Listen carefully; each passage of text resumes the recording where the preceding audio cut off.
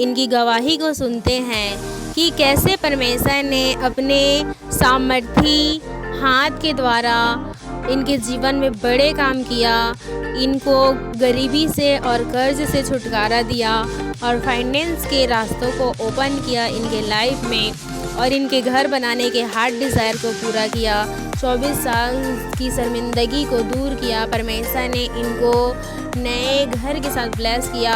तो आइए हम सुनते हैं इनके मुंह से परमेश्वर की अद्भुत गवाही को।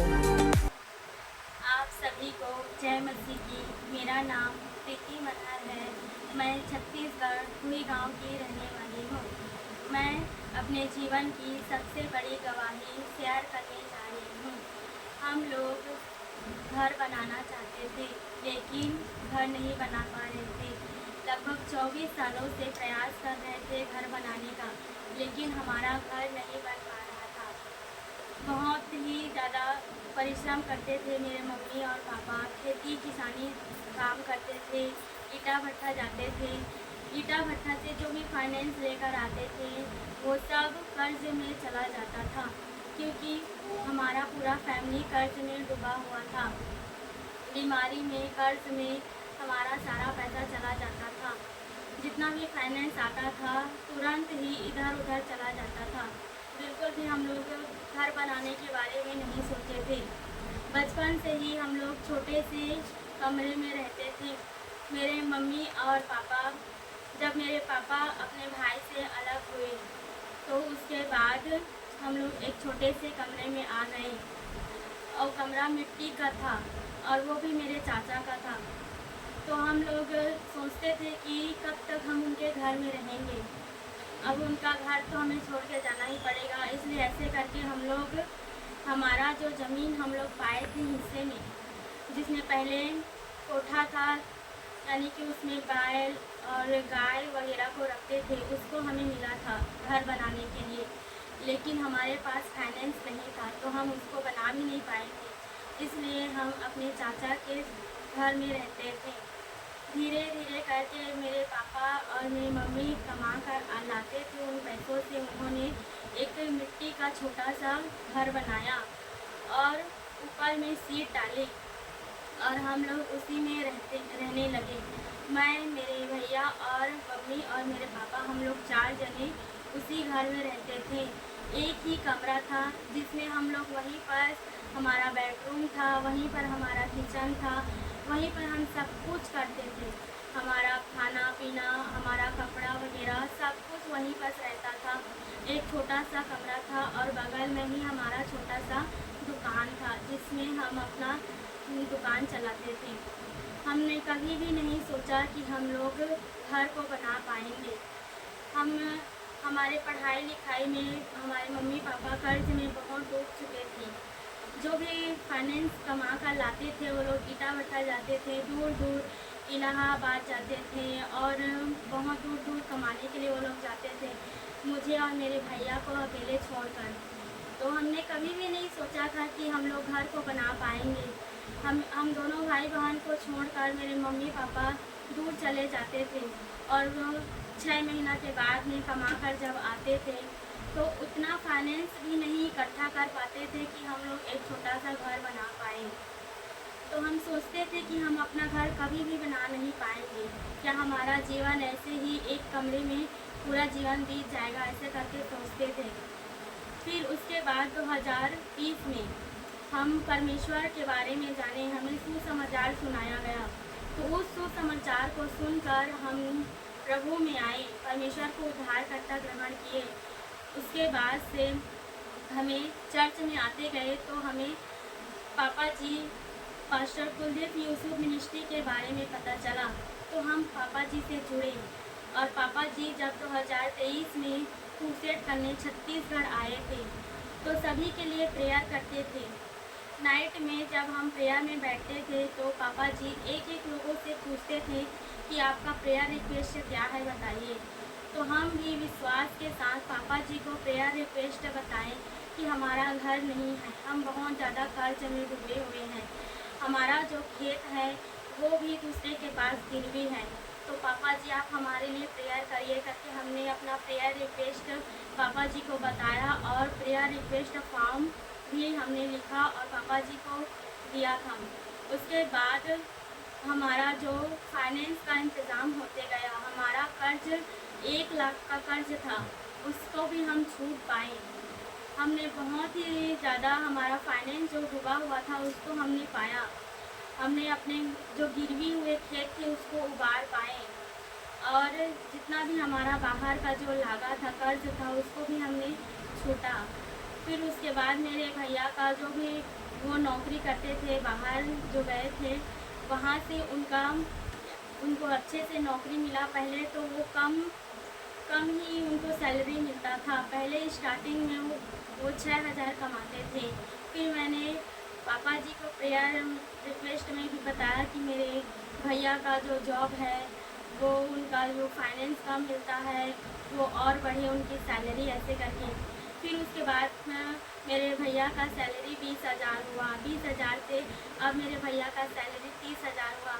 मेरे पास जॉब भी नहीं था। पापा जी आए थे तो उन्होंने पूछा कि तुम्हें अपने लिए क्या चाहिए ऐसे करके। तो मैंने बताया कि पापा जी मुझे जॉब चाहिए, मुझे जॉब करना है करके। तो पापा जी ने मेरे लिए प्रेयर किया। उसके बाद मुझे गांव में ही टीचर का जॉब मिला। मैं गांव में ही बच्चों को पढ़ाने के लिए जाती हूँ। और फिर धीरे धीरे से हम लोग का जो घर बनाने का सपना था वो स्टार्ट हुआ। हमने 2024 जनवरी के बाद से ही हमने नींव डालना स्टार्ट किया। नींव डाले उसके बाद से 4 फुट तक हमने पूरे घर को यानी कि दीवार खड़ा किया चारों तरफ से। उसके बाद से हमारा घर का काम रुक चुका था। हम लोग और आगे बनाना चाह रहे थे लेकिन फाइनेंस नहीं हो पाया तो हमारा घर वहीं पर रुक गया था। फिर जब पापा जी जून की मीटिंग में आए थे 2024 में, तो हमने फिर से पापा जी को प्रेयर रिक्वेस्ट बताया कि पापा जी हमारा घर बनना स्टार्ट हो गया है लेकिन आगे बनाने के लिए हमारे पास फाइनेंस नहीं है। तो पापा जी ने फिर से हमारे लिए प्रेयर किया। जब पापा जी प्रेयर किए और उसके बाद से ही हम लोग का फाइनेंस जो इंदिरा आवास आया था आना स्टार्ट हुआ। 1,20,000 का हमारा जो इंदिरा आवास का जो फाइनेंस है वो हमारे खाते में आ गया। फिर हमने जो 5 फुट का जो दीवार खड़ा किए थे उसको फिर से आगे उठाना स्टार्ट किए। फिर हमारा 6 लेवल का घर बना। फिर उसके बाद से और स्टार्ट किए और फाइनेंस का इंतज़ाम किया परमेश्वर ने। और फिर जब हम लोग जो छत डाले थे उतना तक आ गया था, उसके बाद फिर से हमारा घर रुक गया था। फिर हम बहुत सारे लोगों को होते थे कि हमारे छत के लिए जो होते हैं मिस्त्री वो भी नहीं मिल पा रहा था, फाइनेंस भी नहीं हो पा रहा था। बहुत जगह में गए थे, बातचीत किए थे लेकिन फाइनेंस का इंतज़ाम नहीं हो पा रहा था। फिर उसके बाद में जो मीटिंग हुआ मोहतरा की मीटिंग में हम लोग सभी लोग गए हुए थे और मोहतरा की मीटिंग में पापा जी सभी के लिए ली हैंड करने के लिए आ रहे थे और ली हैंड करने के लिए जा रहे थे। तो मेरी मम्मी उसी में मीटिंग में गई हुई थी। तो ली हैंड करते हुए मेरी मम्मी के पास जब पापा जी गए तो उन्होंने पूछा घर कंप्लीट हुआ कि नहीं आपका? घर कंप्लीट हुआ आपका? लेंटर बचा है, फाइनेंस का इंतजाम हुआ कि नहीं? Thank you Jesus. नहीं भी हुआ, यस बोला आपने, थैंक यू लॉर्ड। खुदावन इसी साल उसको कंप्लीट कर दे और सारी चीजें उस रूम में घर में होनी चाहिए जो इंसान को चाहती है, जिसको जरूरत होती है। खुदावन के नाम में उस घर को कंप्लीट की मैं घोषणा करता हूँ, फाइनेंस की घोषणा करता हूँ यीशु के नाम में, खुदावन के नाम में।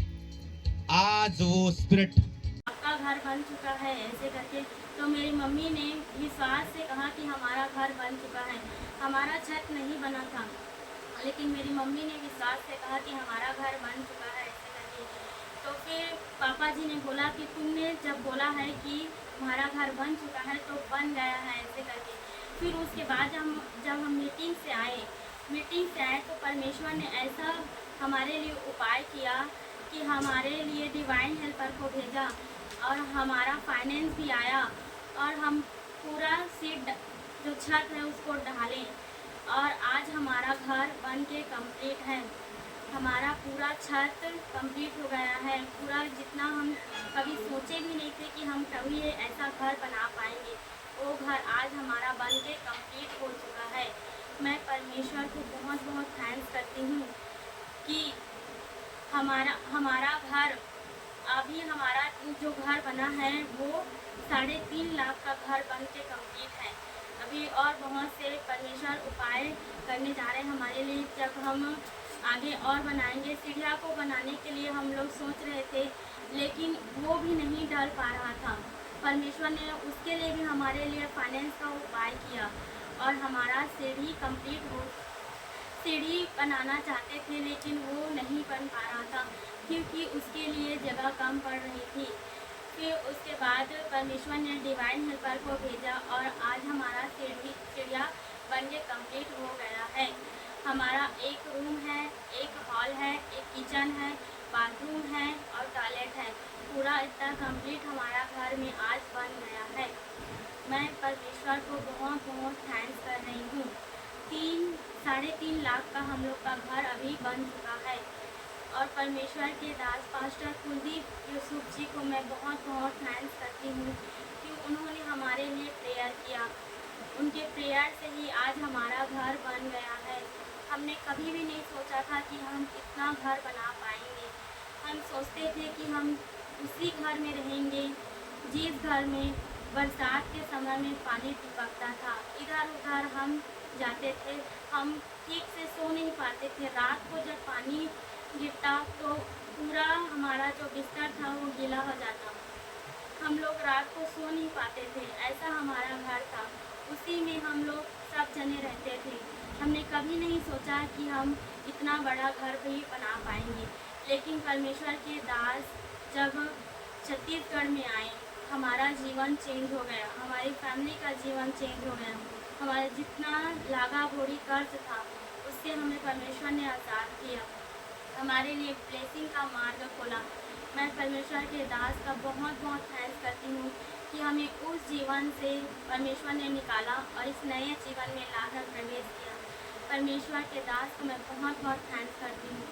आप सभी को मैं बस इतना ही बोलना चाहती हूँ कि आप भी जीवित चर्च का हिस्सा बनिए। जीवित चर्च में बहुत ही मज़ा होता है। जीवित चर्च में बड़ी बड़ी गवाहियाँ होती हैं। जीवित चर्च के लोग सेम नहीं रहते हैं। आप जीवित चर्च का हिस्सा बने। आपको ब्लेसिंग चाहिए तो जीवित चर्च में आए। आपको फाइनेंस चाहिए, जीवित चर्च में आए, क्योंकि जीवित चर्च में वो मज़ा होता है कि लोगों के जीवन को बदल देता है। आज आप हमारे जीवन को बदलता हुआ देख रहे हैं। आप जब आएंगे आप अपने जीवन को भी बदलता हुआ देखेंगे। परमेश्वर के दास से प्रेयर करवाइए, उनकी मीटिंग्स में आइए। आप परमेश्वर आपको सेम नहीं रखेगा। परमेश्वर आपके जीवन को ज़रूर बदलेगा। बड़ी गवाही के लिए मैं अपने आत्मिक पिताजी पास्टर कुलदीप यूसुफ पापा जी का मैं बहुत बहुत थैंक्स करती हूँ कि पापा जी की वजह से ही आज हमारा जीवन सेम नहीं है। हमारा जीवन पूरी रीति से बदल चुका है। जिस प्रकार हमारा जीवन बदला है, आप भी जीवित चर्च का हिस्सा बनिए, आपका भी जीवन बदलेगा। जीवित चर्च में बहुत ही मज़ा होता है। जीवित चर्च का हिस्सा बने आप जीवित चर्च में आए, पापा जी से प्रेयर करवाएं, पापा जी का प्रेयर रिक्वेस्ट दें पापा जी को और उनसे जुड़े रहें, तो आपका भी जीवन सेम नहीं रहेगा, बदल जाएगा। जैसे परमेश्वर ने हमारे जीवन को बदला, हमें इतना बड़ा घर बना के दिया, फाइनेंस दिया, हमारे कर्ज लागा बोरी से हमें आज़ाद किया, वैसे ही परमेश्वर आपको भी छुएगा, आपको भी मसा देगा, आपके जीवन को भी बदलेगा।